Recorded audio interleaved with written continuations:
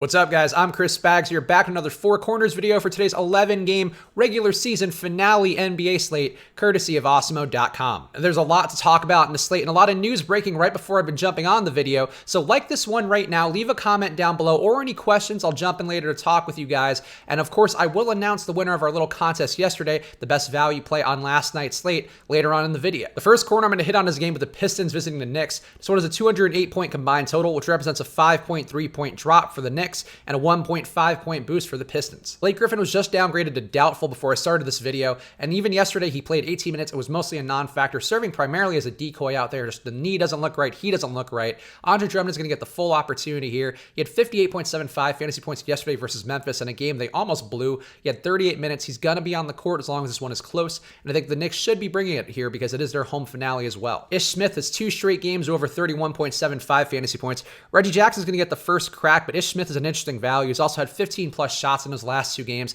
Reggie Jackson getting the first crack means you probably should have some exposure here, but I think Ish as a value play is interesting, and he's a guy who's probably going to get overlooked with people trying to gravitate towards the bench guys who they're expecting big run, rather than a guy like Ish who's getting run because he's the best shot at the Pistons making the playoffs. Wayne Ellington, very high price, so you are going to have to take a bit of a leap of faith there, but the opportunity's been there for him with 3-point shooting and just field goal shooting overall. It's a good matchup versus the Knicks, so we can get on track here. Luke Kennard also picks up some minutes in usage because of Blake Griffin not being out there. These guys are fine today. Tough to trust, but I think if you want to have some exposure, if you're mass multi-entering tournaments, these guys are guys to consider. Mario Hezonja was a late scratch yesterday. The first guy who's ever been featured in the thumbnail in a Four Corners video who ended up late scratch, so sorry about that, FanDuel people, but unfortunately it does happen in the NBA. He was apparently throwing up before the game, according to the broadcasters on the Knicks broadcast yesterday. I said the word broadcast so many times. But anyway, it's a spot here. If Hezonja is back in there, I like him quite a bit. He was a monster playing point guard before that. If he's out, Dennis Smith becomes more playable, but I really would prefer Hezonja to be in. I think he's worth having some exposure, even with his price being up. Luke Kornet looks solid again, but him getting almost 50 fantasy points yesterday could make his price a bit tough today. I think he's still worth a good amount of exposure, though. The field currently projected for a little bit of 20%.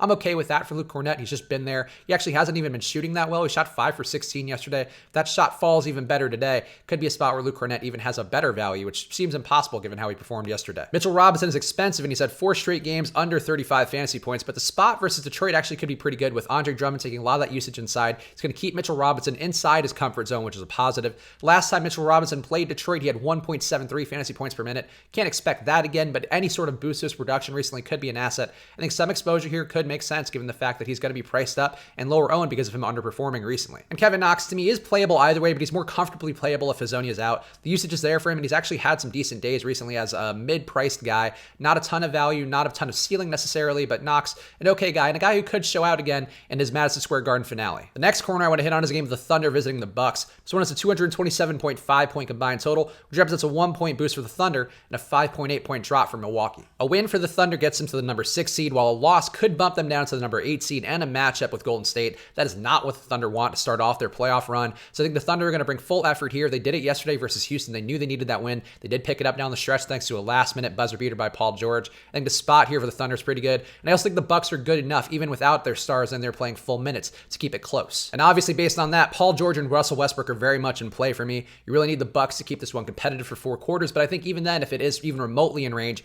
you're going to see probably Paul George and Russell Westbrook out there because they need this win. They do not want to be in that 8 seed. So both Paul George and Russell Westbrook actually right now feel a little bit under-owned. They're both under 20% projected ownership right now. And Jeremy Grant could get some looks from 3 because of the Bucks defense and how they like to funnel 3-point attempts to the guy who least wants to take them. So Jeremy Grant's in play for me. This is very much the Russell Westbrook, Paul George show, but I think some tournament exposure to Jeremy Grant if you're playing a bunch of lineups, this seems like a good idea. DJ Wilson projects for 29% ownership right now, and he's a pretty good value with Giannis, Nikola Mirotic, and Brook Lopez out. I think Bonzi Colson could be a little bit more interesting, but he's still at 23% ownership, so you're not getting that much of a discount. But I think a smattering of both these guys makes sense. Colson, a little bit better rebounder. DJ Wilson has just more comfortable overall on the floor. He's had more time to get ready, so both these guys are in play, but I think Colson might be a little more interesting of a pivot. Chris Middleton and Eric Bledsoe are very unlikely to see their full minutes load here. I wouldn't even be surprised if they were ruled out after I finish this video. They got mid-20s minutes last game. That's not going to be enough here to get you where you need to get, so overall, these guys are completely out of play for me today. Tim Frazier is an interesting option to me if this game stays close, and in fact, I think if it does stay close, it might come at Tim Frazier's hands.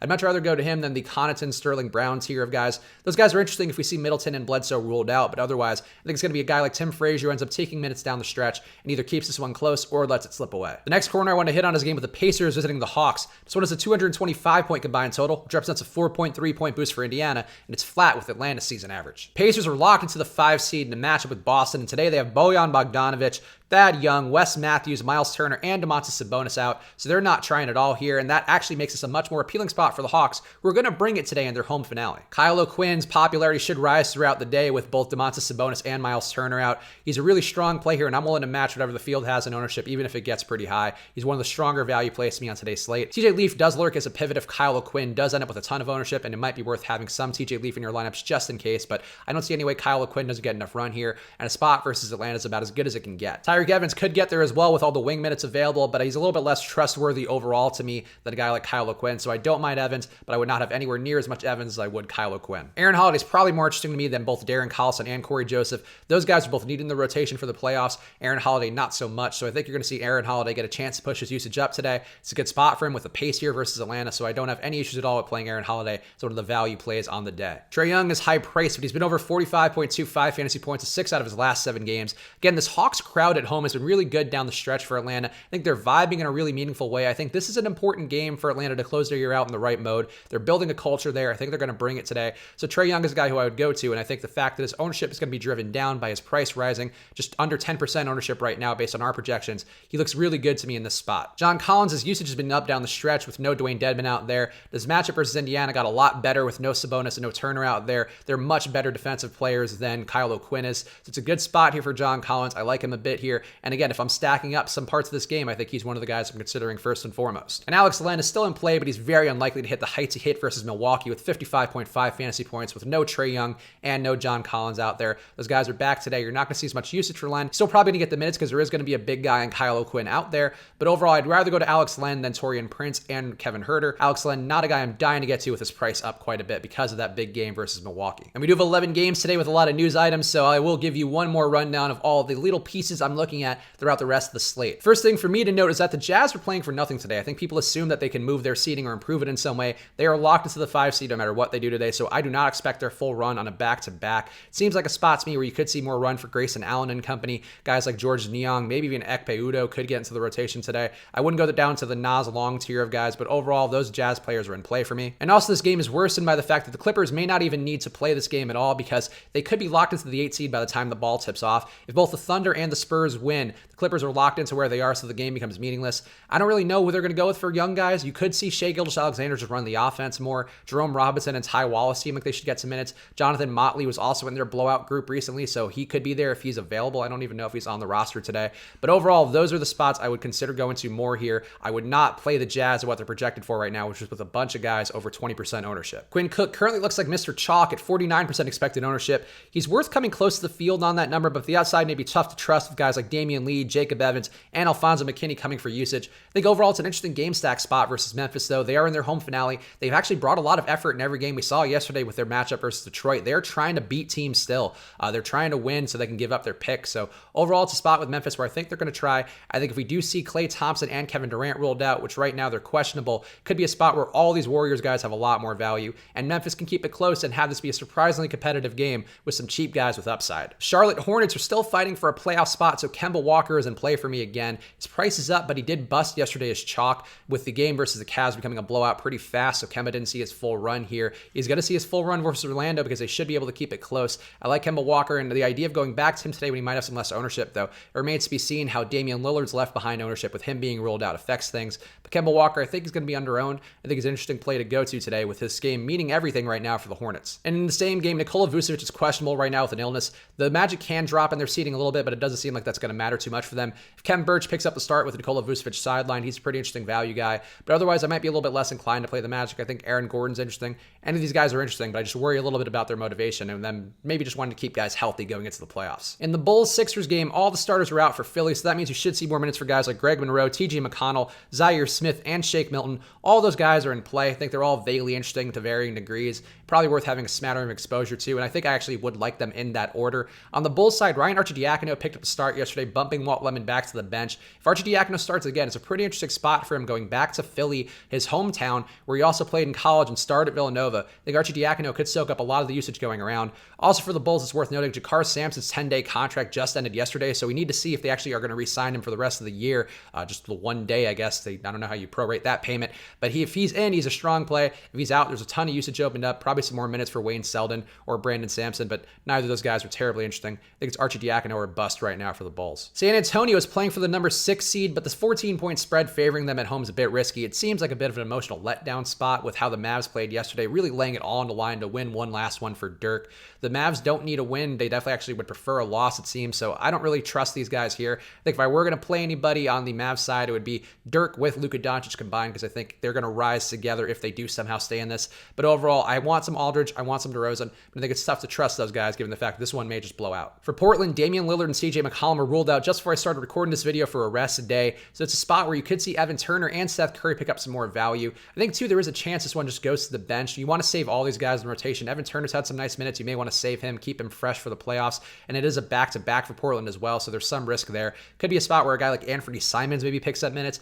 Myers Leonard as well, I think, in consideration, because you don't want to risk injuring Enes Kanter or even Zach Collins, really, because he's the better defensive player. This could be a game, really, for Portland that goes sideways, so I think there's some risk now, even though there is a very high total in the spot versus Sacramento. Gorgie Deng is an interesting option to me if Karl-Anthony Towns is ruled out again. He had a nice day as value. People don't seem to really be on him as much as value, though I guess that big day yesterday could change things. On Denver's side, it seems tough to trust Jokic and Jamal Murray, and obviously Gary Harris, Paul Millsap, Will Barton. Those guys aren't getting enough usage anyway. Might be more logical to go to the Monty Morris, Malik Beasley, Mason Plumlee tier of guys and hope that they just let the bench guys do most of the damage today. But overall, I think this game feels risky. Probably won't have a ton of exposure to anything besides Gorgie Deng. Miami and Brooklyn matchup may not matter as much as it seems. Technically, the Nets are playing for the 6th seed. The Heat not playing for anything after being eliminated from the playoffs thanks to the Pistons win yesterday. I think also them, same thing as the Mavericks, a lot of emotion left on the table yesterday with Dwayne Wade's home finale. It's hard to tell if he's going to bring it full effort today. I think it's hard to expect him to bring it full effort today, so I'm not crazy about the Heat. They still have a ton of bodies here. It'd be nice to see their young guys get some run. Hassan Whiteside may be interesting for them because he may want to show off one more time to try to get wherever team he's going to be on next year. On the Nets side, they're playing for the 6th seed technically, but they actually may not want to get there because the matchup for the Sixers for them, it's actually been worse on the year than the one versus the Raptors if they were the 7th seed. They could still be in the 6th seed even if they lose, so I don't think the Nets are really playing for anything. I wouldn't want to trust a lot of their guys. Maybe it might be a night to try some Shabazz and Napier. Maybe you get some run here with them wanting to save the guys and keep them at full health. But overall, this game a little bit less appealing than it may have seemed while the Heat were still fighting for a playoff spot. And there was one clear-cut winner in our little contest in the comments yesterday looking for the best value play on last night's wacky slate. Gabriel Clark, step on up. You were the big winner. My guy, Jamal Crawford, who I loved in the video. Hopefully some of you guys came on him. The Luka Doncic, Jamal Crawford stack was just a delight to have. Luka at 2% ownership. That's just what you want. Just like Mama used to make a little Luka Doncic and Jamal Crawford. But a great spot by him. Great call by Gabriel Clark. Or Gabriel? Sorry, Gabriel. But either way, you did it. You're the man. Good job by you. And you too can get my praise and adoration by liking this video right now. Leave a comment down below about anything. Give me some value plays. Give me some random dudes you think are going to be good. Give me any questions too. I'll pop in later. Let's chop it up with you guys before the slate locks. And we still do have the discount going. Use that promo code Switch and Hedge for half off your first month at Osmo.com. The NBA packages will still keep rolling throughout the playoffs. There'll be content every day there. Rankings, ownership projections, all of that for the NBA playoffs. NBA playoffs are fun, and the minutes get a little different there. A lot more guys playing more sustainable minutes, more time on the court, so it's interesting to do a little bit of a different approach than regular season. So use that promo code Switch and Hedge, get in there. You could also get all their all-sport packages, get MLB, get PGA. Right now, the Masters coming in full swing, so there's a lot of stuff to do right now with that package, so go check it out now. So there we go. That closes out our regular NBA season. It's been a lot of fun with you guys. I really do appreciate you guys watching, liking videos, commenting. I feel like we built a little nice community of people here, and I do appreciate you guys showing up. I'm going to have some MLB Four Corners videos coming up, same format, focused on the MLB side of things. I think they may be starting Monday. It's possible I start doing them tomorrow, but probably Monday. So go ahead, keep your eyes peeled, subscribe to the channel, hit that notification bell. You'll know whenever those come up. But thank you guys for participating. Thank you guys for watching, and enjoy the rest of the NBA season and the playoffs. And I will see you again soon. Good luck.